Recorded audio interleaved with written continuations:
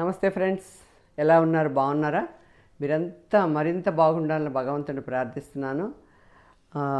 మీకు ఈరోజు మంచి ఐటెం చెప్తానండి. 100 రోగాలని నయం చేసే ఒక్క ఉసిరికాయ. ఉసిరికాయలో అన్ని మంచి లక్షణాలు ఉన్నాయి. రిచ్ సి విటమిన్ ఉంది.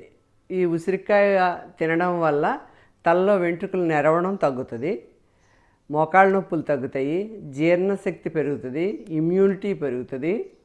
చాలా 100 అంటే 100 లక్షణాలు ఉన్నాయి. అంచేతను ఇది సీజనల్ ఫుడ్ కదా. ఇప్పుడు మనకి ఉసిరికాయలు బాగా ఎక్కువగా వస్తున్నాయి ఈ నెలలో. ఈ ఉసిరికాయలనేమో నేను కొన్ని ఆవకాయ పెట్టుకున్నాను, కొన్నిని వాటర్లో వేసుకొని చేసుకోవడం ఎలాగో చెప్తాను. ఓ ఇదేంటా ఆంటీ, ఇది కూడా చెప్పాలా, మాకు అందరికీ తెలుసు అనుకుంటారేమో.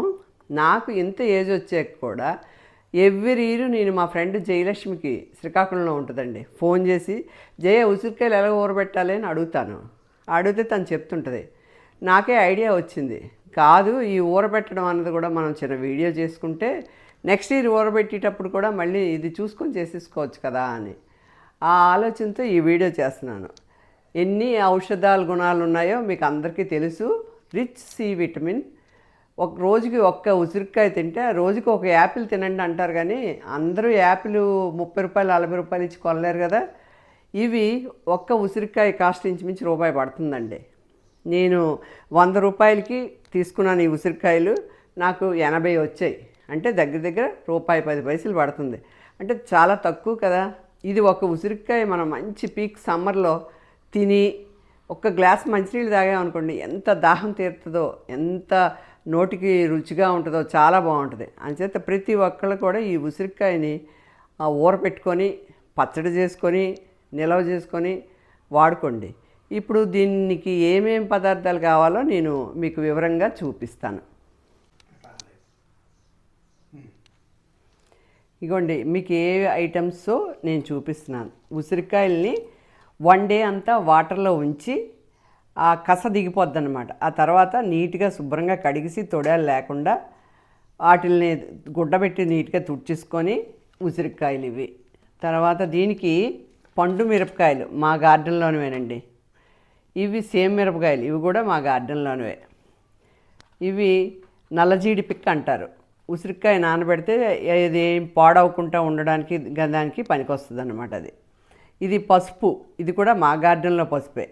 కొన్ని పసుపు కొమ్ములు చెదగొట్టేలాగా. ఇవి కొంచెం మెంతుల్ని ఇలా మూట కట్టి వేయాలి. తగినంత ఉప్పు.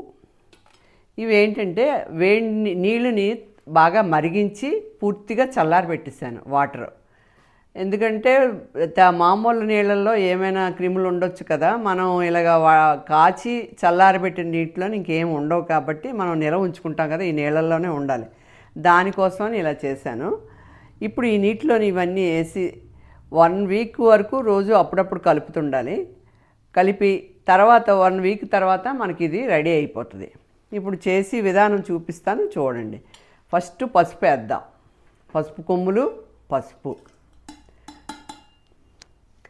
ఆ తర్వాత మిరపకాయలు, పండుమిర్చి లేని వాళ్ళు సొంతంగా నాకు ఉన్నది కాబట్టి గార్డెన్లో నేను పండుమిర్చి వేసుకుంటున్నాను. ఒక 6 పండు మిరపకాయలు, 6 సేమ్ మిరపకాయలు వేస్తున్నాను. లేని వాళ్ళు ఏం చేస్తారంటే ఎండు మిరపకాయలు వేసుకోవచ్చు.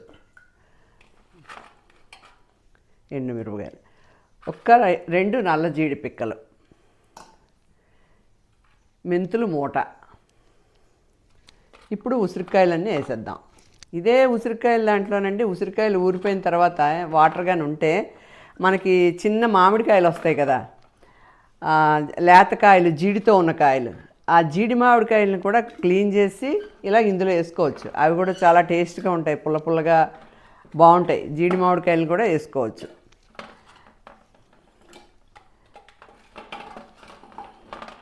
ఇవన్నీ వేసేసి మనం వీలైతే కర్ర స్టిక్ తోటి కలుపుకున్నా, లేదు ప్లాస్టిక్ స్పూన్ పెట్టుకున్నా మనకేం పాడవకుండా ఉంటుంది.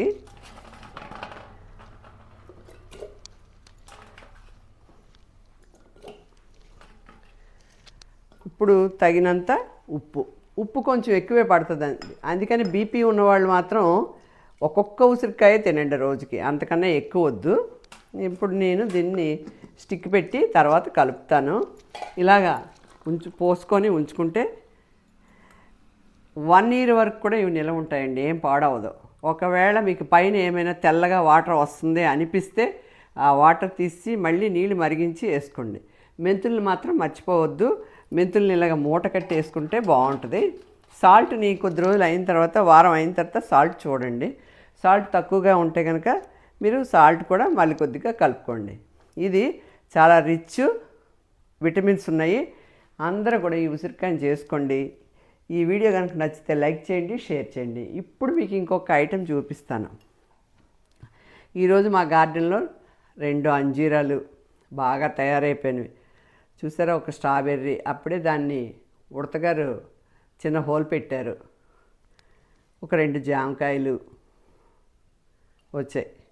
ఈ ఫ్రూట్స్ కూడా మీతో షేర్ చేసుకుందామని చూపిస్తున్నాను. ఓకే ఫ్రెండ్స్, ఈ ఉసిరికాయల వీడియో కనుక మీకు నచ్చితే లైక్ చేయండి, షేర్ చేయండి, సబ్స్క్రైబ్ చేసుకోండి. Thank you. నా వీడియోలన్నీ చాలా చక్కగా ఆదరిస్తున్నారు.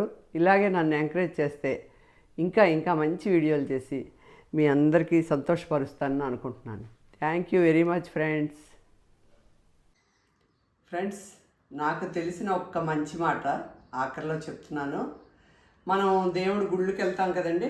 గుళ్ళకి వెళ్ళేటప్పుడు గుడి చుట్టూతో ప్రదక్షిణలు చేస్తుంటాం. ప్రదక్షిణలు చేసేటప్పుడు సర్వసాధారణంగా అందరూ ఏం చేస్తారంటే వెనకాతలో ఉన్న గోడని తాకుతారు. దానికి తాకి దండం పెట్టుకుంటుంటారు.